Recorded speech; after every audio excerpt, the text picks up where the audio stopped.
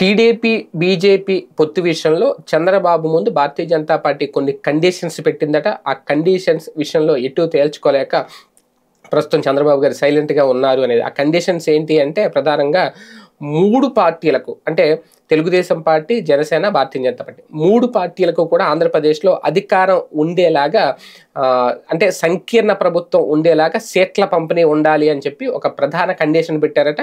అంతేకాకుండా సింహభాగం అంటే ఎంపీ సీట్లకు సంబంధించి మేజర్ షేరు భారతీయ జనతా పార్టీకే ఇవ్వాలి అని బీజేపీ అధిష్టానం కోరింది. ఆ ప్రతిపాదన కూడా పెట్టిందనేది. అంటే ఒక రకంగా ఈ 2 ప్రతిపాదనలకు సంబంధించి ఏం మాట్లాడకుండా కొన్ని రోజులు సైలెంట్‌గా ఉండిపోయారు చంద్రబాబు నాయుడు గారు. ఒక్కసారిగా టీడీపీ, జనసేన తొలి విడత జాబితా అంటూ రిలీజ్ చేసేశారు. ఒక రకంగా ఇప్పుడు భారతీయ జనతా పార్టీ అధిష్టానం పెద్దలకి ఇది బాగా చిర్రెత్తుకొచ్చింది అనేది. కాకపోతే మధ్యలో పవన్ కళ్యాణ్ గారు మాత్రం బీజేపీ పెద్దలను కూల్ చేస్తున్నారట. ఎట్టి పరిస్థితుల్లో కలిసే వెళ్ళాలి, పొత్తులోనే భాగంగా ముందుకు వెళ్తేనే ఆంధ్రప్రదేశ్లో రేపొద్దున మన కూటమి బలపడుతుంది, ఎన్డీఏలో భాగస్వామ్యంగా ఉన్న మేము కూడా మాకు కూడా ప్రయోజనం ఉంటుంది అని చెప్పడం కాస్తంత బీజేపీ పెద్దలు ఆలోచిస్తున్నారు తప్ప ఎట్టి పరిస్థితుల్లో అయితే భారతీయ జనతా పార్టీ అధిష్టానానికి ఈ పొత్తు ససేమెరా ఇష్టం లేదు అనేది తాజాగా జరుగుతున్న ప్రచారం. కాకపోతే ఇప్పుడున్న పరిస్థితుల్లో ఇంకా ఎటు తేల్చలేదు కాబట్టి ఎన్నికల నోటిఫికేషన్ వచ్చిన సమయంలో,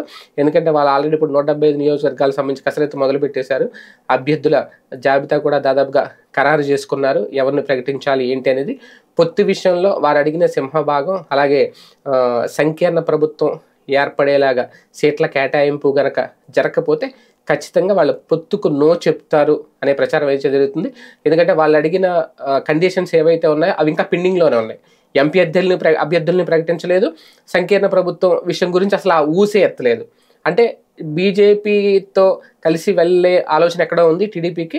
ససేమరా అయితే అని అనట్లేదు కానీ లాభ నష్టాలను బేరీజ్ వేసుకొని ప్రయోజనాలను కూడా ఒకసారి అంచనా వేసుకొని అప్పుడు ఆలోచిద్దాం, అప్పుడు ఫైనల్ డెసిషన్ తీసుకుందామని వెయిట్ చేస్తున్నారు.